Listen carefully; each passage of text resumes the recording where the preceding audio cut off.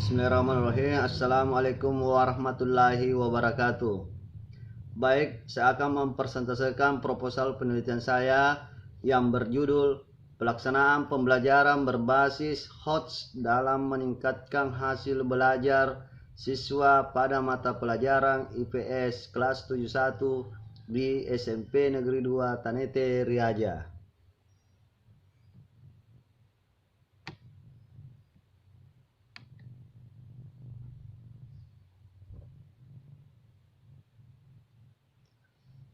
Latar belakang, ciri khas dalam pembelajaran abad 21 adalah terdapatnya unsur HOTS yang merupakan proses berpikir yang menempati jenjang kognitif yang lebih tinggi, meliputi problem solving atau kemampuan pemecahan masalah, kemampuan berpikir kreatif, berpikir mengkritis, kemampuan berargumen, dan kemampuan mengambil keputusan. Menurut Wahyunitas dalam jurnal tahun 2018 mengatakan bahwa pada kenyataannya siswa Indonesia kesulitan dalam hal menjawab soal-soal yang berbentuk penalaran. Hal ini diakibatkan karena mereka sangat terbiasa dalam mengingat atau menghafal dan berada pada tingkat LOTS.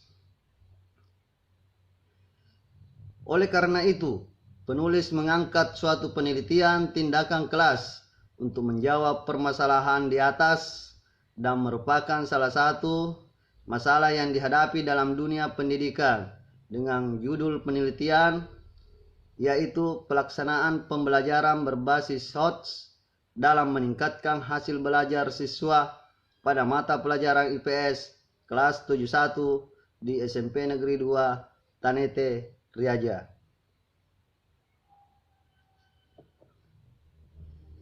Rumusan masalah.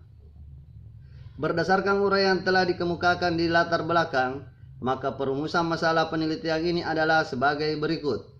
1. Bagaimana pelaksanaan pembelajaran berbasis HOTS pada mata pelajaran IPS kelas 71 di SMP Negeri 2 Tanete Riaja. Kedua, bagaimana peningkatan hasil belajar siswa pada mata pelajaran IPS dalam pelaksanaan pembelajaran berbasis HOTS kelas 71 di SMP Negeri 2 Tanete Riaja. Tujuan penelitian. Berdasarkan latar belakang di atas dan batasan masalah, maka tujuan penelitian tindakan kelas ini adalah 1. Untuk mengetahui tahap pelaksanaan pembelajaran berbasis HOTS pada mata pelajaran IPS kelas 71 di SMP Negeri 2 Tanete Riaja. Kedua, untuk mengetahui peningkatan hasil belajar siswa pada mata pelajaran IPS dalam pelaksanaan pembelajaran berbasis HOTS di kelas 71 di SMP Negeri 2 Tanete Riaja. Manfaat penelitian. Di sini manfaat penelitian ada dua, manfaat teoritis dan manfaat praktis.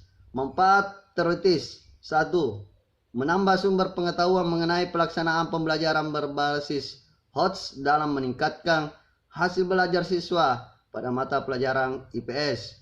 Kedua, berkontribusi dalam bidang pendidikan, khususnya dalam pelaksanaan pembelajaran berbasis HOTS.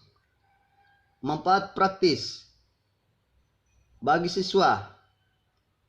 Hasil penelitian diharapkan dapat melatih siswa dalam pelaksanaan pembelajaran berbasis HOTS sehingga hasil belajar siswa dapat meningkat.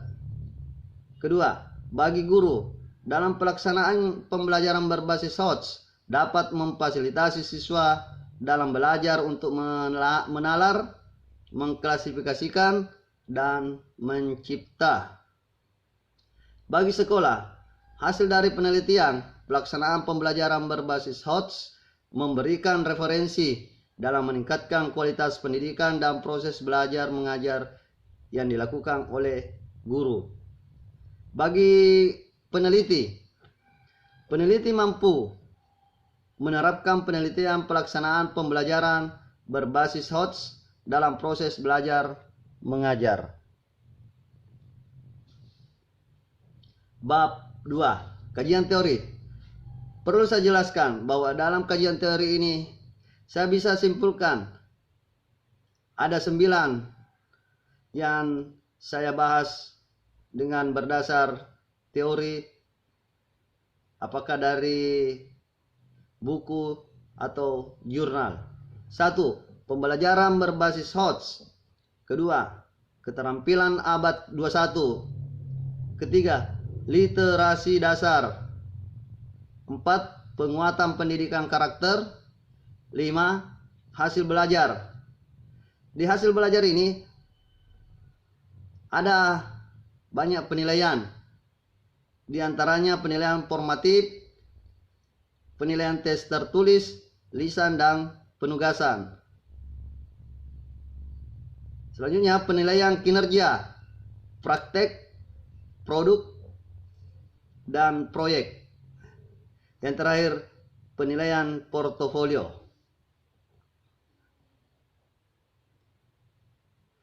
Kerangka pikir.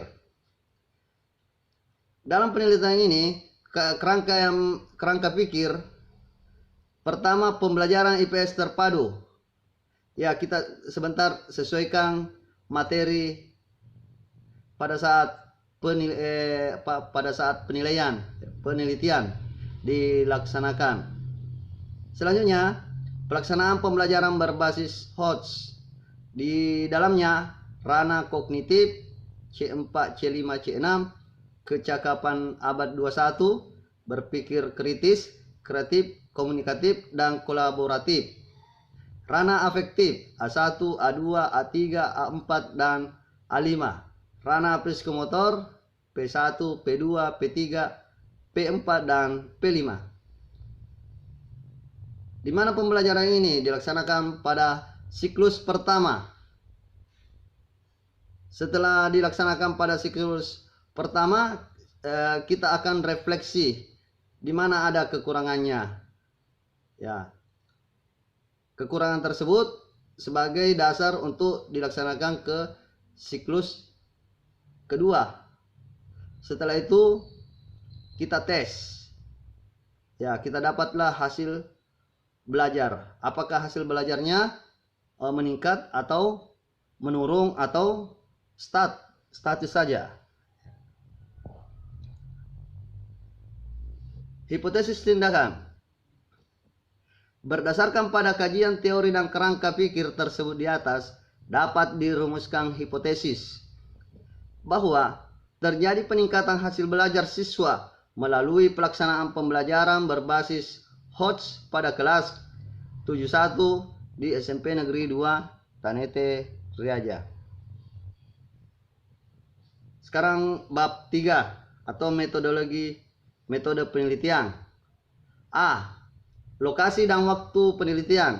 Penelitian ini dilaksanakan di SMP Negeri 2 Tanete Riaja yang terletak di Desa Lempang, Kecamatan Tanete Riaja, Kabupaten Baru, dari bulan April dan berakhir pada bulan Juli 2020. B. Setting penelitian. Setting penelitian dimulai dari orientasi, dilanjutkan dengan rencana, dan dilakukan tindakan atau observasi pada siklus pertama, dan akhirnya dilakukan evaluasi atau refleksi. Setelah siklus pertama selesai, maka akan kita revisi untuk memulai siklus yang kedua. Di antaranya tindakan dan observasi, kemudian evaluasi, refleksi, dan kita tes sebagai hasil belajar. C. Subjek penelitian. Subjek penelitian adalah guru IPS dan siswa kelas 71 yang terdiri dari 23 siswa dengan komposisi perempuan 13 siswa, laki-laki 10 siswa. Teknik analisis data. Di teknik analisis data, saya akan gunakan 4. 1. Kategori hasil belajar siswa. Di sini kita bisa lihat predikat baik sekali, itu dia berada pada angka 90 sampai angka 100. Predikat baik angka 80 sampai 90. Predikat cukup 70 sampai 80, dan predikat kurang di bawah angka 70. Kedua, data hasil pretest dan posttest. Kita gunakan rumus ketercapaian sama dengan jumlah jawaban yang benar dibagi jumlah seluruh soal dikali 100. Sumber supervisi sesuai surat edaran Mendikbud nomor 14 tahun 2019. Ketiga, data hasil observasi ketercapaian jumlah skor perolehan dibagi skor maksimal kali 100%. Sumbernya sama, supervisi sesuai surat edaran Mendikbud nomor 14 tahun 2019. 4.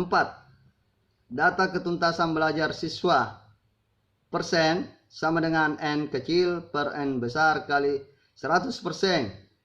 Keterangan persen sama dengan persen, persentase. N kecil sama dengan jumlah siswa yang tuntas secara individual. N besar jumlah seluruh siswa.